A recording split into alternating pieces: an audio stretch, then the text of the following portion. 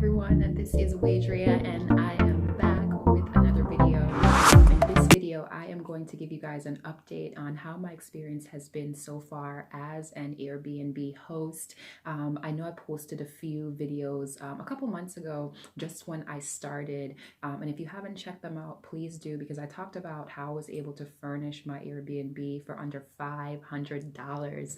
And since I've been on Airbnb as a host, it's been about 4 months now. And for me, it has been a rewarding experience. I've certainly been able to achieve some of the goals that I set for myself when I listed my property on Airbnb. One thing I'll say is it's been really cool just seeing the different guests that I've had, particularly where they've come from. I know a lot of my friends have asked me like who books, like who is coming to Pittsburgh. And I will tell you that there are people that are coming from all over the place, all over the world even. I've had guests from London. I have some guests right now from Canada. I've had guests from all over the US as far as the DMV area, East Coast, West Coast. So it's been really cool just seeing the different diversity of people that are coming into Pittsburgh, and for different reasons. You know, some people are coming in for games, whether it's football or hockey. Others are coming in because of like conferences, jobs, and just for recreation. So that's been super cool. It's also been great, paying my mortgage. That was definitely the goal. Deciding to give Airbnb a shot over like renting out my apartment outrightly. I wanted to see how much I was going to be able to make doing Airbnb, and if it would be worthwhile taking this approach as opposed to renting out my property. So for me, it's been super rewarding and profitable. I've been able to, since I listed my property in October, my Airbnb takes care of my mortgage and the utilities. So that is a huge, huge blessing. I'm definitely looking forward to seeing it grow more. As far as the occupancy rate, December was the best month that I had. I had almost a 75% occupancy rate, which was wonderful. So one thing I'll tell you, as far as if you decide to list your property on Airbnb, or if you're doing Airbnb currently, you'll see that one of the things that's great about Airbnb is that it measures everything. It measures how many views your listings or listing is getting. It measures, your occupancy rate, which is great, because one thing that you'll want to do, as you're doing Airbnb, I mean, we're doing this to be profitable, so you definitely want to treat it like a business. So what I've been doing, what I encourage you and other hosts to do is, of course, just take a look at those metrics. Take a look at, how often, or what are the numbers as far as your views, what is your occupancy rate, because it allows you to basically make changes or not. If it's everything is where you want it to be, then you can keep going as you are. For me, I've played around with things like pricing, because right now is the winter time, and this is sort of a low peak season for Airbnb, at least on this part of the country. It's like 20 degrees today. So it's not a time of the year when everybody's necessarily traveling, for recreation reasons, because it's so cold here. Weather is fickle, right? So with that, bookings in the winter time, at least for me, it has been lower than in my previous month. Now, I've only been on Airbnb for 4 months, so I definitely would like to see what it is like over a full year period to really be able to make sort of like an assessment as far as a trend goes.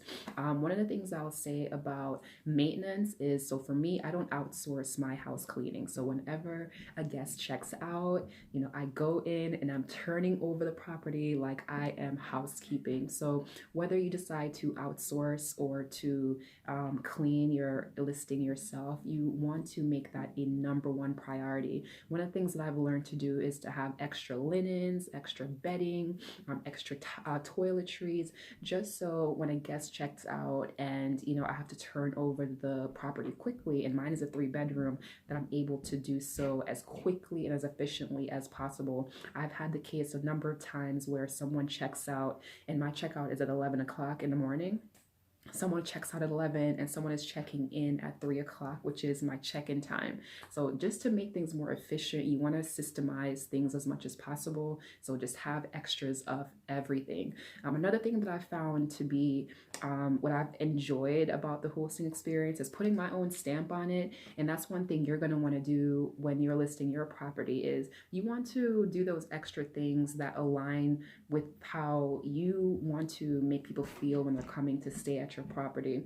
So I've been leaving little thank you notes, and sometimes I go in there after the guest checks out and I see the thank you note. I'm like, dang, they didn't like my thank you note. And then like in the case of last week, I had someone send me a really nice note just saying how my thank you card made them feel very welcomed. So I will say this, like do things not necessarily because you want to like get something out of it, but do things that you believe people will appreciate and that will make them feel more welcome as they're staying at your property. So I have things like water, you know, available for them. I have coffee, just those little things that make someone feel welcomed over over just the time of them staying at your place. I've had people that have had their children coming in, so I've went to the dollar store and got little toys for them.